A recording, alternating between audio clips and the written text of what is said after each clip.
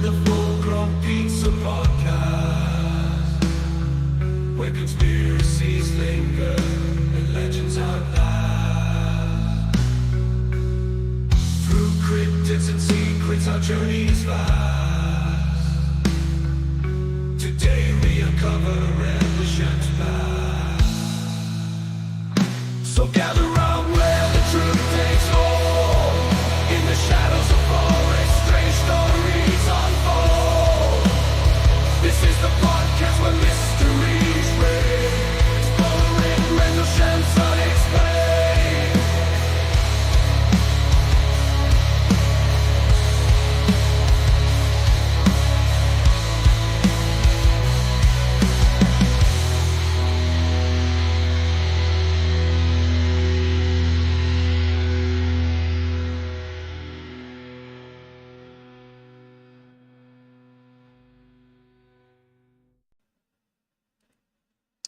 All right, here we are. Welcome to the FullGrownPizza podcast. Looks like everything's good to go. This is episode 22 on the Rendlesham UFO encounter. Make sure to hit the like, follow, and subscribe button before we get started, and hit that notification bell so you get notifications every time we go live. We go live every week around this time. So yeah, make sure to hit the like, follow, and subscribe button before we get started. Today, we are talking about the Rendlesham Forest incident, which many people call essentially the Roswell incident of the UK. So it's pretty interesting. It's pretty cool. And we've got some cool things we're going to get into later in the podcast. We've got some audio files from the incident itself we're going to be listening to, along with some cool pictures and stuff as well. So yeah. Have you guys heard of this by chance? I know, Mike, you've done a little looking into it. Yeah, I've heard of it before. Yeah? Of course. Very interesting. Yeah, really cool stuff. I was going to make a joke, be like, what I like to call it is, what the fuck are you talking about? Why do you... What? I don't get the joke. Okay. You wouldn't. No, you're right. Okay, so... let's get into it. So the Rendlesham Forest incident, it's basically a series of reported sightings of, unexplained lights and a supposed UFO craft that, no one knows where it came from, or, it's kind of a strange looking craft. And this happened kind of the late 1980 area. December 26 was kind of the first reported incident across multiple nights of seeing this craft. So again, like I said, this event's one of the most famous UFO incidents in the UK, and it's often compared to the Roswell UFO incident, except for the UK. There is some kind of debate. There's obviously people saying it's a hoax and all that stuff, but we're not going to get into that here because that's not as fun. That's not as cool. So we don't do that here. Speaking of UFOs, real quick, did anybody see that, like, recently there's been a UFO spotted over California? I saw something about that. I debated on, like, grabbing something from that to kind of mention it, but I didn't really look too much into it. I just kind of saw some headlines and stuff about it. I heard supposedly, like, somebody pointed their laser pointer at the aircraft and it responded to them. Whoa, what the? Yeah. That's crazy. Man, there are some... I wonder, yeah. Like, laser pointed it. They just laser pointed it back to him. Yeah, that's what I thought. I only saw the video. I was just like, I don't see anything. It's like it gets brighter when you point the laser at it. But could you imagine though if you shined a light up into the aircraft and then it shined a light back at you? Like you'd be like, "Oh my god, what the hell did I just do? I put a target on my back." Talking to you or something? Yeah, exactly. They're like, "What are you doing?" Yeah. It's like that one. You just declared war on us. Yeah, I know. Zilla just walking by and you shine the laser on him and he just turns around and looks at you like, oh my god. He'd be like, you asshole. Oh man. Okay, so I'll just kind of jump into the timeline of the events, and we'll look at some pictures while I do this. So this first picture we got is of the I always can't remember the name, but Rendlesham. Yeah, it's the Rendlesham Forest, and this picture was from Forestry, England. So I keep on saying Rendlesham. I don't know why. Rendlesham, yeah, I know. I keep thinking like Rendlesham or something, but then I'm like, that doesn't sound It's right. the Ramstein Forest. Ramstein Forest, yep, exactly. Forest. Okay, so yeah, again, like I mentioned, December 26th, 1980, this was the initial sighting, like when the initial sighting started to occur. There was a security patrol near the east gate of the RAF Woodbridge, I believe, or RAF Woodbridge. And they saw lights descending into the forest, thinking that there was an aircraft that, may have crashed or something or had to make a forced landing. So they went to go investigate. There was personnel, including a staff sergeant by the name of Jim Peniston. Jim Peniston. This is a picture of him off of IMDb, so this is a later picture. But Staff Sergeant Jim Peniston, he reported seeing a strange... IMDb? Like the movie Yep. place? Yeah.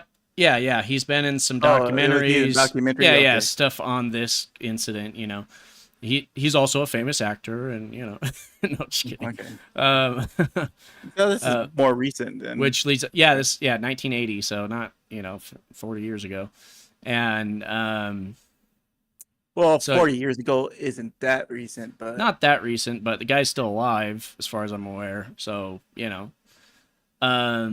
So anyways, he reported seeing strange glowing object in the forest. Object was described as metallic in appearance and triangular in shape. They kind of talked about it as being almost like a pyramid looking thing.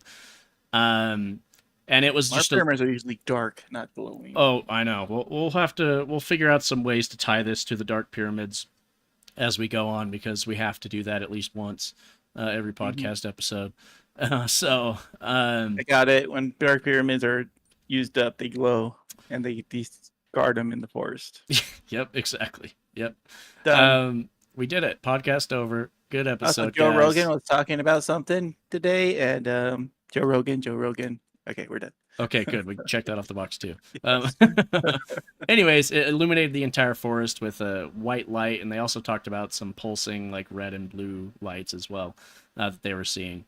So then a couple nights later, this is December 28th, 1980, the deputy base commander, his name's Lieutenant Colonel Charles Halt.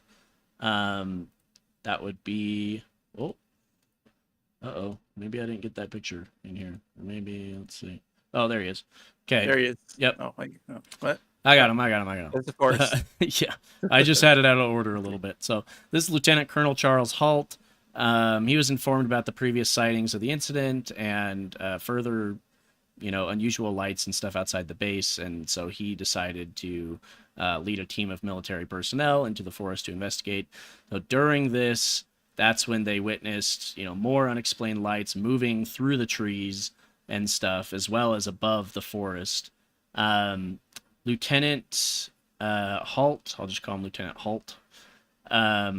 So following the incident, he summarized his events. He actually released a memo on January 13th, 1981, and this was intended for the UK Ministry of Defense.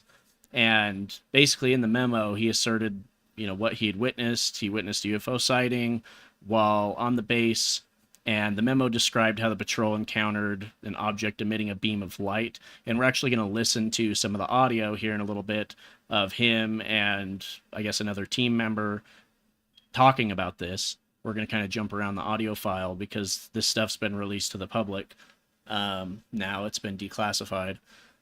So, so they described how in their patrol they encountered an object emitting a beam of light from above and how it was kind of moving towards them and everything. So this isn't conspiracy theory. This is conspiracy facts. Right. Like there are obviously people out there saying that, oh, this is a hoax and, whatever, but there is actual audio evidence and it sounds legit, and they were talking about, tree damage, and they were measuring radiation and stuff in the area. Like there's obviously stuff that points to something going on there. This guy's an officer. He's not going to make stuff up, especially when he's watching something like this. I don't know why he come up with a hoax, Yeah, This is a serious security breach, They pretty much went on the base and do whatever they want.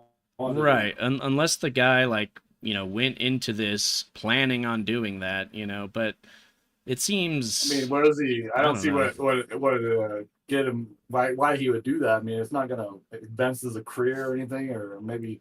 I mean, maybe if he makes a book off of it. I mean, he's trying to do that angle, but even then, like, he has to get the other guy involved too, and you know, the more yeah, he has to people, do a whole base. I mean, there's multiple people.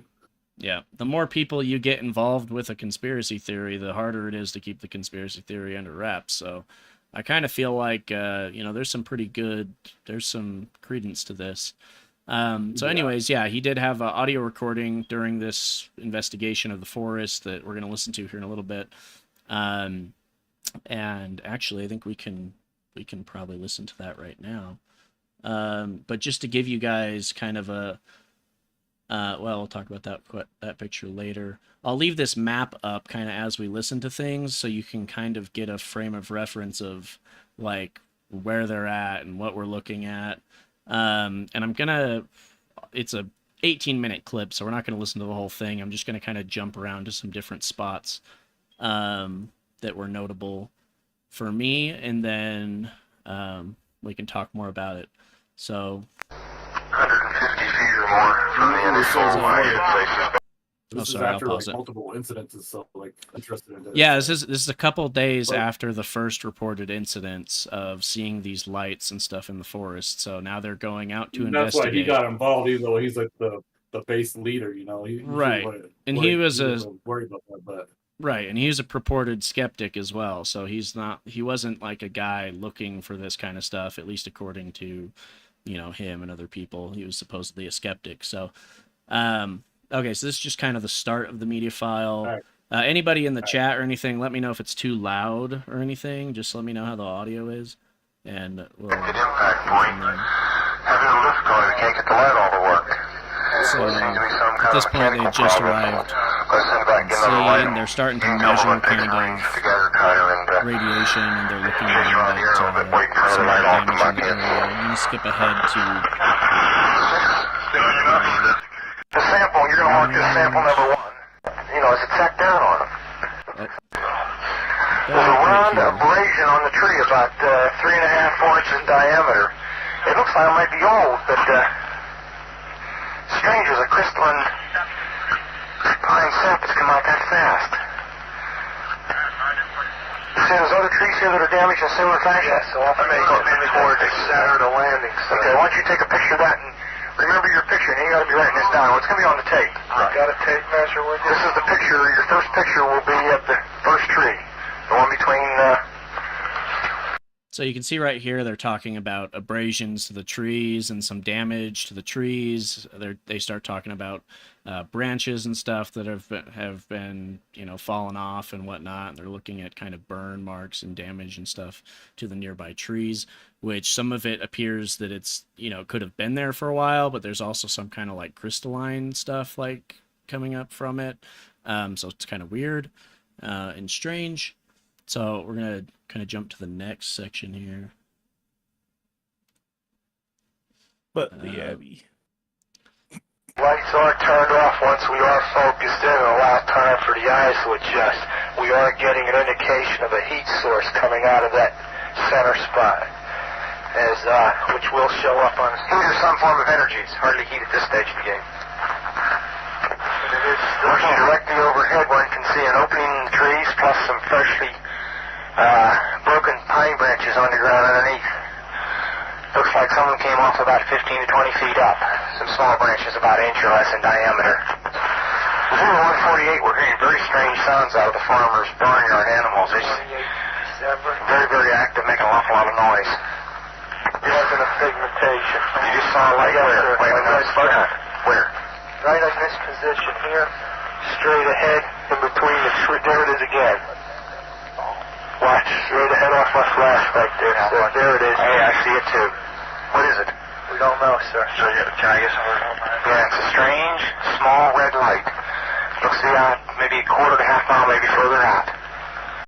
So I'm going to let this kind of play for a little bit because this is kind of the bulk of the recording from what I discovered, but you can kind of hear they're talking about, there's an opening in the middle of the trees, and a whole bunch of, branches have fallen down to the ground from possibly 15 to 20 feet up in the air of these smaller branches. They start talking about seeing a light and how the animals from the nearby farm start freaking out. And you can kind of see on the map here, we've got this landing site over on the left side, and then you've got these the farmer's field and the farmhouse kind of behind them. So they're pretty close to this farmland, and these animals start freaking out as they start to see this light. And they also, at the beginning of that segment, they were measuring some kind of energy source as well, like some kind of, not quite like heat level, but definitely some energy source as well. Let's switch off. The light is gone now. It was approximately 120 degrees from the site. Is it back again? Yes, sir. Oh, that's the flashlight set. Let's move out to the edge of the clearing so I can get a better look at it. See if you can get the star scope on it. The light's still there, and all the barnyard animals have gotten quiet now. Yeah, we're heading about 110 to 120 degrees from the site. I'm through to the clearing now. Still getting a reading on the meter. About 2 clicks.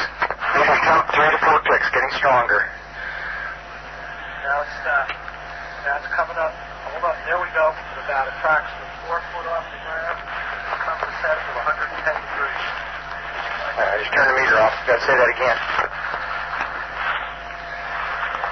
About 4 feet off the ground, about 110 degrees, getting a reading of about 4 clicks. Yes. So I will, oh crap, I didn't mean to stop it, but yeah, so at this point they are continuing to see this light. The animals have started to kind of calm down a bit, and then they get to a point where the light starts coming towards them, so kind of creepy. Let's go to That's done.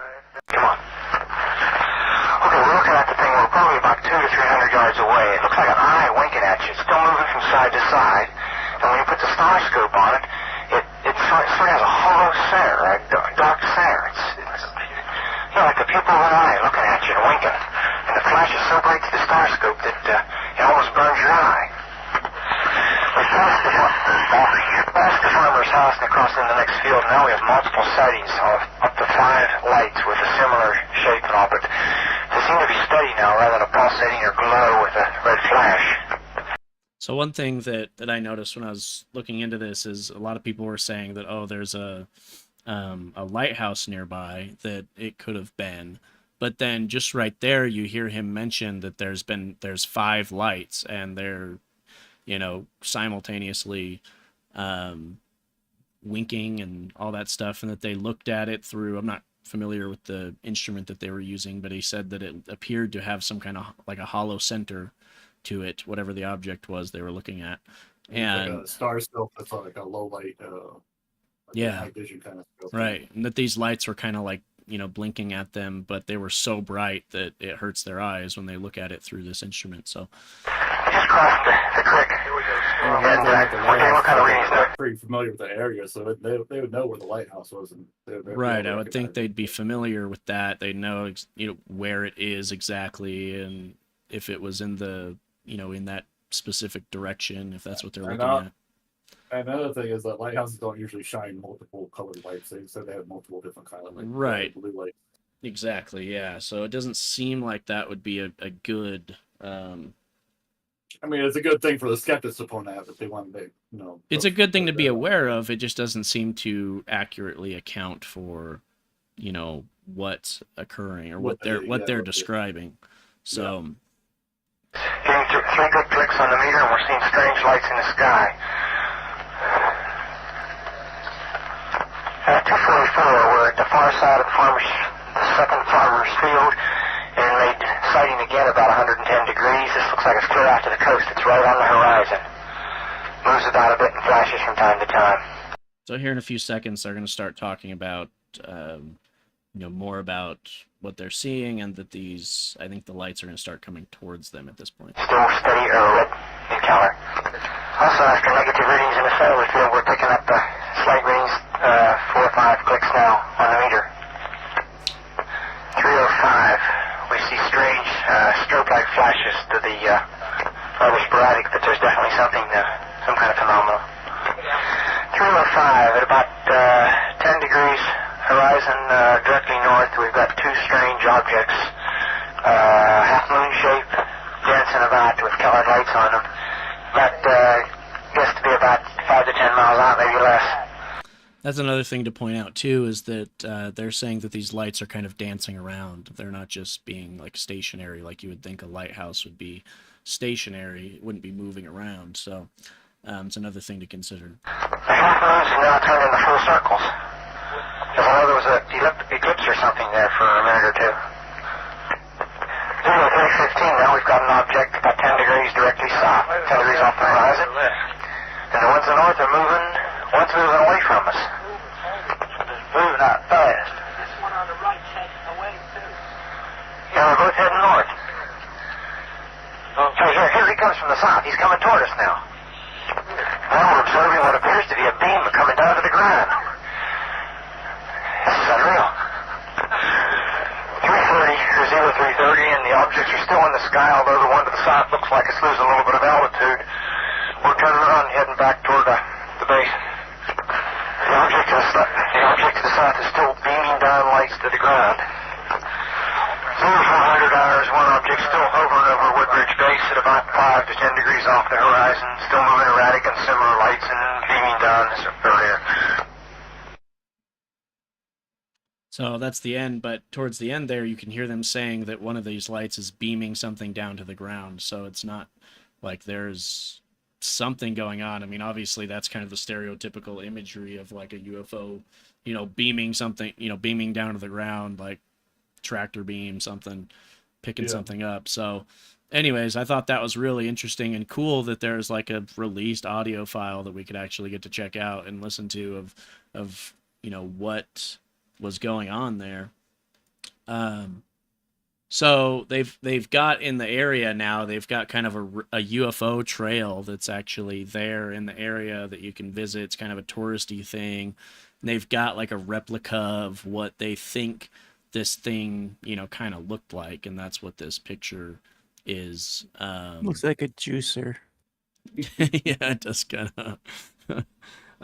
Yeah, this is from the Atlas Obscura website. And so to kind of continue on with it, over the years, several of the servicemen who were witnesses of this have come forward to offer, more details. There was Sergeant Peniston, which he was... Well, they probably figured out that there's money in it. Right. Oh, yeah, of course. Yeah, they're like, hey, I want to be part of this now, too. You're part of it, you get to write a book and make money. Anyways, that Sergeant Peniston guy, the initial person, he claimed to, the guy who initially went out to investigate it, he claimed to have interacted physically with the craft and also touching it, saying that it was smooth and metallic. He also described seeing some strange hieroglyphic-like symbols on the craft, which he sketched in his notebook. I didn't find the pictures of his sketches in the notebook or anything. I was kind of rushing to look for those, but I did find there are some hieroglyphic symbols that have been etched into this replica, or that have been put on this replica. So I'm not familiar if those are exactly what he saw, but these are a lot of the pictures that were coming up as well, and this was just off the like TripAdvisor website that has talking about the UFO trail itself. I remember this is reminding me of like a story about like an alien landing or whatnot. Maybe Mike remembers this. You remember a story about like, I want to say it was like a hillbilly, or like somebody like country. They found a falling saucer that landed, and they apparently got close to it, and then it burned them. And they said that it burned the glyphs that were in the spaceship onto his skin. Do you remember the story? That Anything like this, Michael? sounds kind of familiar, actually. I'm not sure what specifically, but it does sound familiar. It might have Lots just been of stories about people getting too close to UFOs and getting radiation and radiation burns. yeah, or finding like small like implants in their skin. Yeah. But or something like the exhaust put like the glyphs that were on the spaceship burnt into his skin. But I don't know. It might have just been X-Files or something. I'll have to look that up. Yeah. also, in addition to that, and those hieroglyphic symbols, and Mike, if you want to talk more about those hieroglyphs and what you kind of have heard about those, Yeah. because I didn't look into those as much. I heard that, or I saw it on like the Ancient Aliens or whatever they're talking about. Sergeant Peniston went and turned those glyphs that he copied down into like binary, and they had a message about world peace or no nuclear war or something like that. He must be, a normal blonde message. So I'm not Yeah. sure if that's exactly the message, but that's the gist of what I remember out of this. So. Well, it seems to be a common trend with a lot of these alien encounters and UFO stories and stuff that we're covering. Yeah. So aliens started being like more like seen around the 1950s. Mm-hmm. And what happened a decade before that? Nuclear bomb. We dropped we dropped the nuclear bomb. Exactly. So they it was like a red flag. They're like, wait, what the fuck They're did like, these "Oh, monkeys man, just do? We got to pay more attention to Somebody these go guys." tell them to stop that. Yeah, exactly. But don't reveal yourself. Well, Do it this really is the men in cryptic, the Men in Black. They're like, hey, well, hold on a second. We didn't realize you guys were ready to do that. Yeah. Because and you got to think about it too. Like between the time of developing the atomic bomb and actually blowing it up, it wasn't that much time. It's not like we developed this technology and then just like kept it in our back pocket. Like we developed it for a purpose and we used it.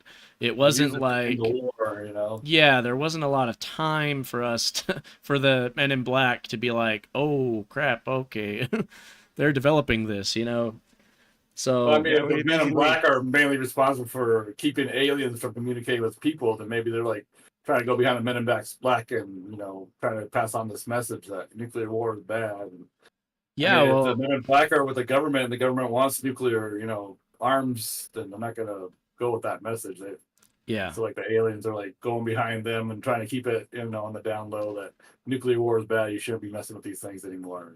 Right. That's why they keep on keeping aliens covered up, because they're like, no, there's no such thing as aliens. Listen to us. We're the government. Exactly. Yeah. No, but like I think, and this is something we talked about in the last episode too. I think that the Men in Black is kind of like the governmental body of the alien, of the interstellar, like intelligent species and stuff. Yeah, it's like the secret police of the government, Right, they're like the secret police, and their job is to basically make sure that nothing goes too haywire before we are able to join the interstellar community. And I think that one of the things we talked about last week was how we're a problem solving species, and when we don't have problems that are immediately apparent to us, we create problems and we make problems. And if we're not, we are still kind of in a place societally and mentally where we are power hungry, and we've got all these international conflicts, and war is still a big issue, and we've got tons of wars going on. Like we've got nukes, and nukes are constantly being threatened, like, hey, we got our nukes, don't mess with us, kind of thing. And imagine like we've largely, as far as the developed world, have largely eradicated the problem of food and water and shelter and things like that for the most part. And look at all these other problems that we've created. Now we have all sorts of international warfare. We've got mental problems and stuff, right? Like all these problems that are being developed because we're not necessarily focused solely on just survival. Now we're focused on, advancement and taking territory and, our own mental health and problems and stuff, right? So imagine if you took the problem of power and energy away from people, like, holy crap, just think of what could happen, if we learned that, there's limitless power and energy available to us, while that would solve a lot of problems, there would probably be a lot of fighting and a lot of warfare and a lot of bloodshed to harness that, power and energy, and to, try and steal it for yourselves and things like that. So I think the Men in Black are tasked with, making sure that things go smoothly until we reach the point where we are able to handle that kind of stuff on our own, which is what the whole Dark Pyramid stuff is all about, right? If we talked about the Dark Pyramids potentially being like an infinite power source, essentially, and being used for space travel and interstellar travel and intergalactic travel and stuff. And yeah, so I think that, we're not quite ready for that yet. And they're trying to make sure that we don't destroy ourselves, and we don't want the aliens to be, involved yet, because we're not ready to be part of the community yet, and all that stuff. So, yeah. So anyways, I think that no nuke kind of thing is it's a common thread throughout all these alien encounters, because they're trying to make sure we are capable of being part of the community, trying to protect us. Maybe it's like there's like a universal like UN, and they're like, That's kind of hey, how I view it. we want to get Earth in on this. They're like, well, are they violating like our one law, basically saying don't split atoms? They're like, oh shit. Yeah, exactly. I know, right? Yeah, man, we're just like, and they're screwing it all up. like the Greys come in because they look the most like this. They're like, stop doing that. Yeah, they're like, come on, guys, stop splitting atoms. That's bad. Yeah, yeah, that's real bad, guys. Real bad. It's like the one law in the fucking universal UN that don't like, split atoms. No nuclear bombs. Bad. And so yeah. Anyways, kind of getting back to the initial story and incident. They did measure kind of like radiation in the area. I've got kind of a picture of. This was a picture, I believe, of police that went to the area afterwards, and they can see the stakes in the ground. These are kind of the markers that the military guys left of where they were measuring. And so you can kind of see like this triangle shape with these stakes in the ground. Probably where the craft landed. Yeah, probably where the craft landed, exactly. So, and Lieutenant Halt, he reported that when they checked for radiation, the Geiger counter readings were significantly higher than, average background radiation. So this is more evidence of that. And then just to kind of piggyback off of it, because as I was researching for a topic, another incident came up that I was interested in possibly covering, which is the Belgian UFO wave of 1989. And what's interesting about this is that Belgium is not that far away from where this occurred.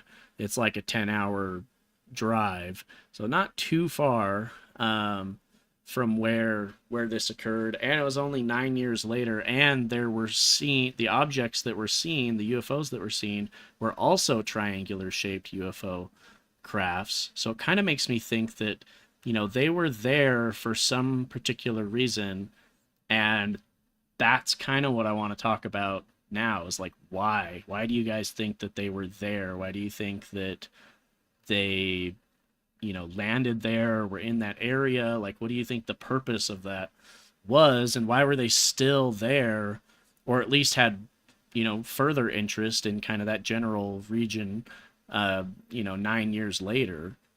So, well, how close is that to Stonehenge?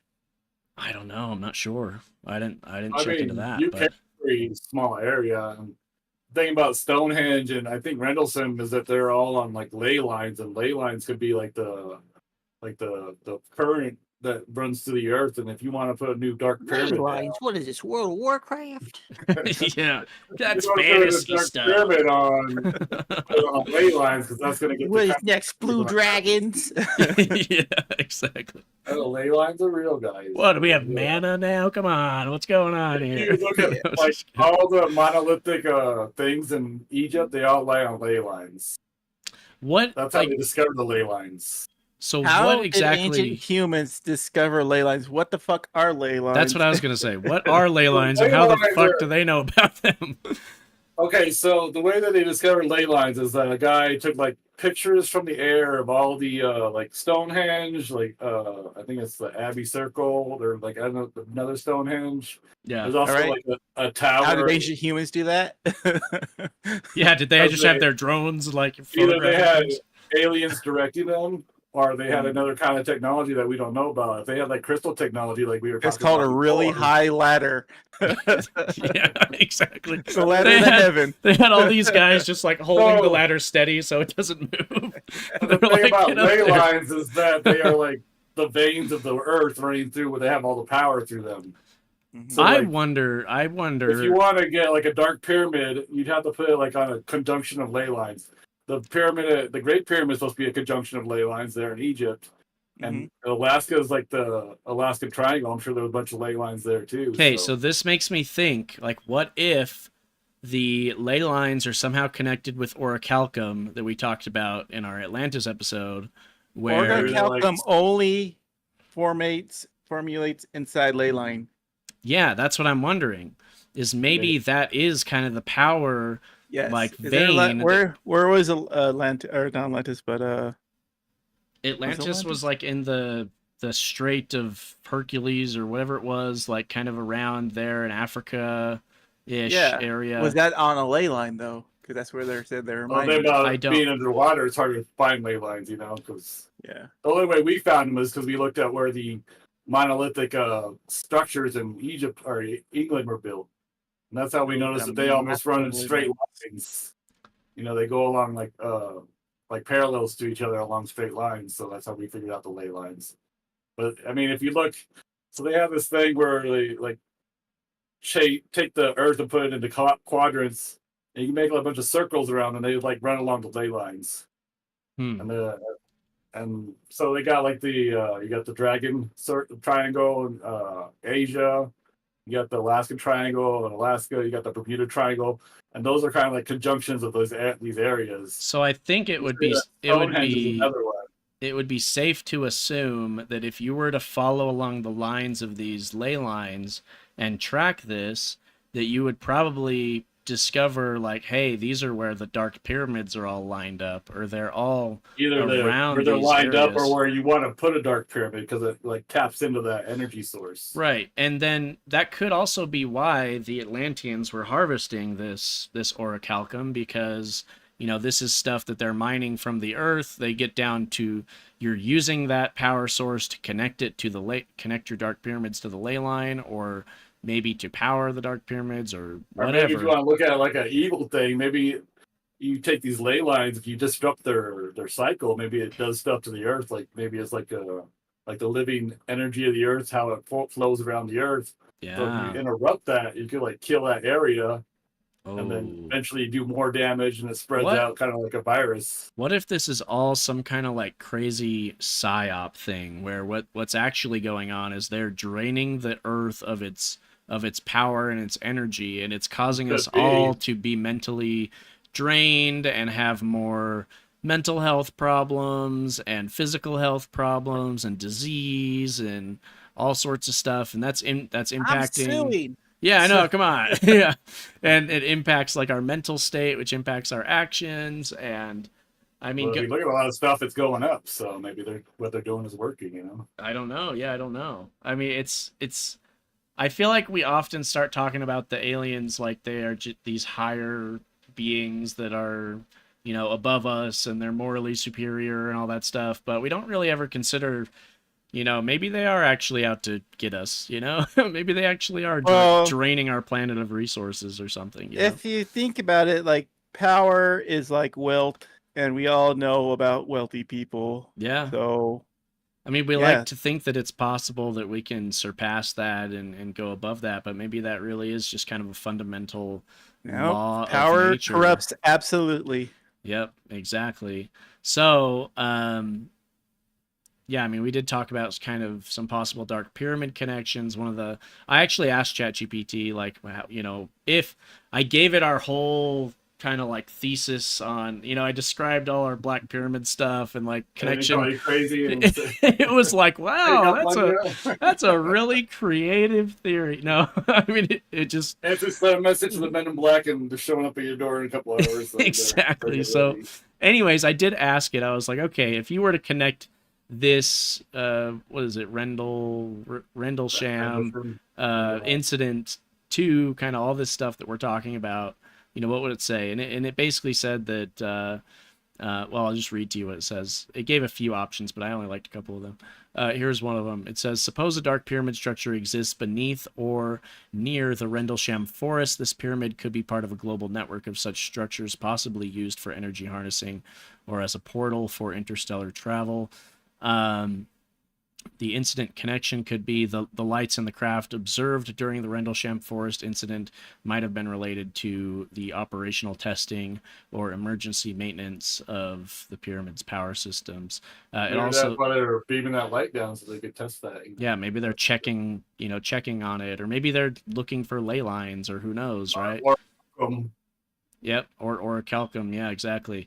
One of the other things is they're saying the ultimate goal might be preparing humanity for eventual integration into an interstellar coalition. As mentioned, incidents like Rendlesham could be small, controlled steps towards exposing humanity to extraterrestrial technologies and presences.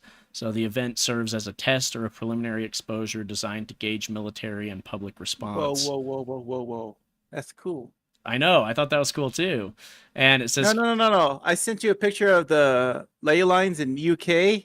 Yeah. And if you look right down there, it's like a pink and green X. Right where the X is, that's where Rendlesham is. Okay, let me see if I can find it. Oh, whoops. I messed up my... It's on our Discord. Or, yeah. Okay, one sec. I'm messing everything up. You sent it to us on Discord. Okay. Yeah. I see. So these are all the ley lines then, huh? Yeah. Yeah. And right where the bottom, where the pink and green X slash, that's where Rendlesham Forest is. Yeah, so there you go. It is in that area. So that could lead to a whole bunch of other scenarios where either they are, looking at this area as a potential option to put a black pyramid, or maybe they are, changing some things or doing some maintenance or analysis. But I like the idea that ChatGPT brought up about There has to be a this dark pyramid being in fucking Scotland. Look at that fucking shit. yeah. Oh yeah, for sure. And I like the idea of the aliens kind of routinely poking and prodding at us, and like just popping up for a little bit just to test us, to see how would we respond to an incident if they were to reveal themselves. How would we respond to that kind of thing? Are we going to be aggressive, or are we going to be just Doesn't more Scotland have investigative? like an unnaturally high mysterious rate? I don't know. Maybe that could be a good episode thing to look into.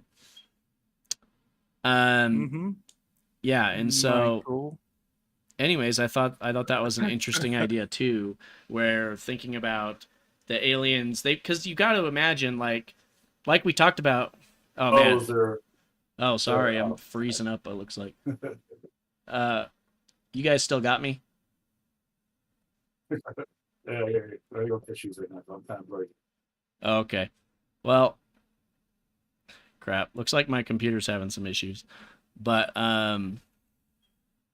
maybe we can wrap it up here soon. Men in Black are getting them. Ah. I'm not advertising. Oh my gosh. Okay. Hopefully it's just me and not, the whole stream. So, okay.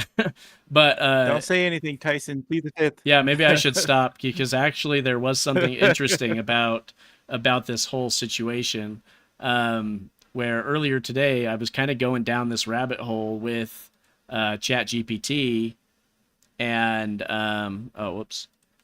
and it was, I was just asking it questions like, how could this all be involved and everything. And it actually did. I was reading through it, and it was talking about the Men in Black and how the Men in Black is probably, routinely checking in on us, and they're using alien encounters to kind of, measure our response and our military response and what our capabilities are and how we would respond to certain situations, etc. And as I was reading this, I'm literally reading it, and my ChatGPT response gets deleted, and it deleted the question that I asked it too. It wasn't like it just, the response bugged out. It actually deleted the question that I asked too. And I was like, what the hell? Because what initially happened is it started writing something and then it stopped. And I was like, okay, what the heck? Why did it stop? Because sometimes it glitches out, sometimes it bugs out. Anyways, so I said, okay, please continue your response.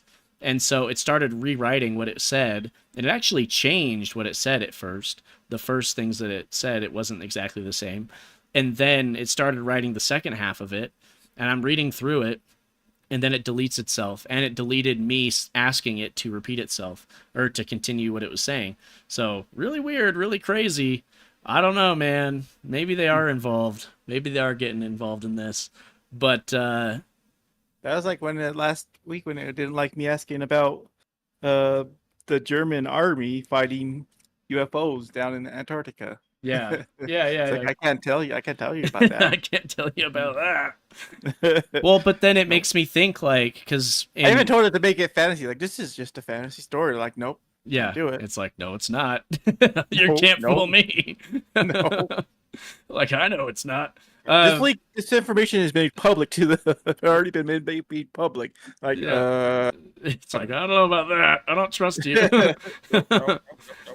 No, but it does make me think, because we do have evidence more recently of the FBI, communicating with Twitter and things like that about, posts and stories and stuff that they didn't want to be pushed, or accounts that they wanted to be monitored and stuff. So we do know that the government has some involvement with these social media platforms. And so I wouldn't be surprised if they also have involvement with, OpenAI and these different, AI, apps and programs and stuff. And they probably have connections with Google and everything like that too, where they're like, you know what, these are certain things that we're going to have to just, plug into your algorithm so the AI doesn't want to talk about it. I wouldn't be surprised if, the company itself probably doesn't know anything about it. They just know that, okay, there's certain things that the government has to put. There's like a copy paste code that they put in our algorithm. And, that's it. That's all it takes. Right. And so, anyways, I do think that it's probably likely, based on our theory, that there's some kind of dark pyramid there, or at least a source of orichalcum from the ley lines or something, and they want to use that area as another dark pyramid. And we know the dark pyramids are underground too, and they probably moved their dark pyramid from Atlantis down underground as well, and that's kind of how that all happened. And so anyways, I think that's an interesting story, and I liked how there's actual audio and video and picture kind of evidence supporting it too. Yeah. So what do you guys think? Do you guys have any final thoughts before we close out? Interesting story, and I'll see why anybody would have a hoax. And these are soldiers; they're not trying to get it. I mean, this is them doing their job, investigating a security breach, and they're just trying to do the best job they can. Yeah, no, exactly. And I think that is one of the things that makes this case a lot more credible too, is that there are so many, military officers and police and things like that that have kind of corroborated a lot of the findings. Not only that, these guys are Air Force, so they would recognize, lights at night and flying air objects, stuff like that, Yep. Air Force, more like Chair Force. That is one of the other things that, could be a consideration too, is that there was a U.S. Air Force military base. That's what the RAF Woodbridge is. And that military base could have been, a reason for them being there too, is maybe one of the common theories is that these, aliens were either conducting surveillance on us, or they were, checking in on us, or maybe, like we've talked about before, maybe this is the Men in Black and they had a meeting there or something.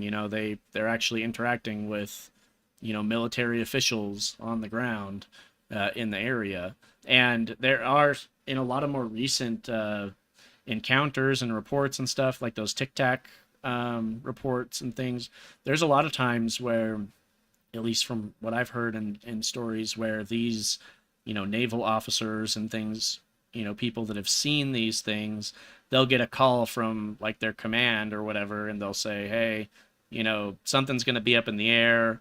Don't tell anybody about it, whatever. Well, that kind of points to another theory that they have, that these are actual government drones that they're testing, and that's why they always appear around military bases.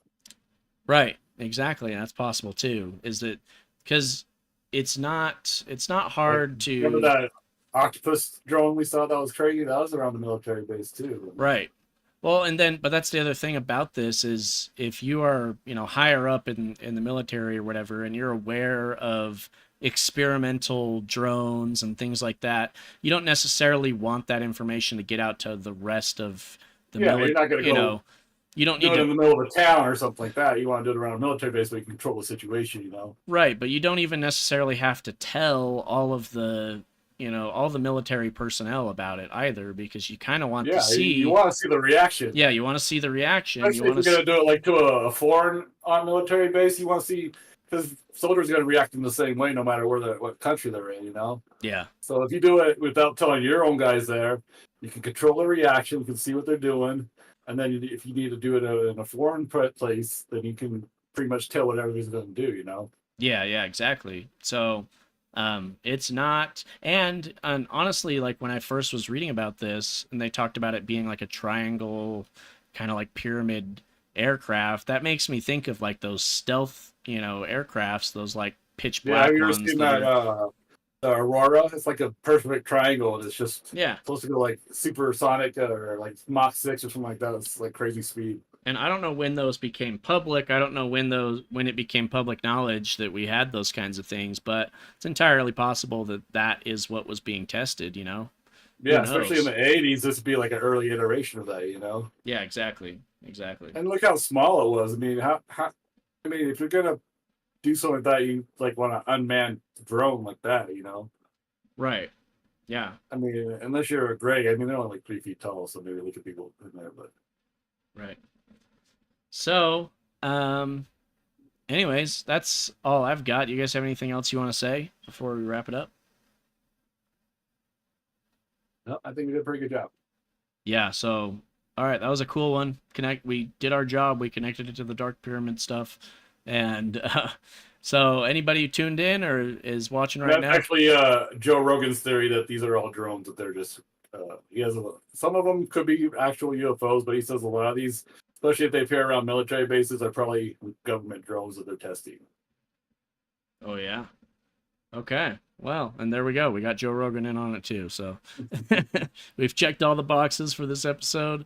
Thank you guys for tuning in. Make sure to hit the like, follow, and subscribe button, and check that notification bell so you know when we go live next week around the same time, and you get notified of that as well. We do have a link to our Buy Me a Coffee link in the description below if you guys want to check that out. And yep, we look forward to checking you guys out and seeing you next week when we talk about something else. So, alrighty, we'll wrap it up there. Thank you guys for tuning in.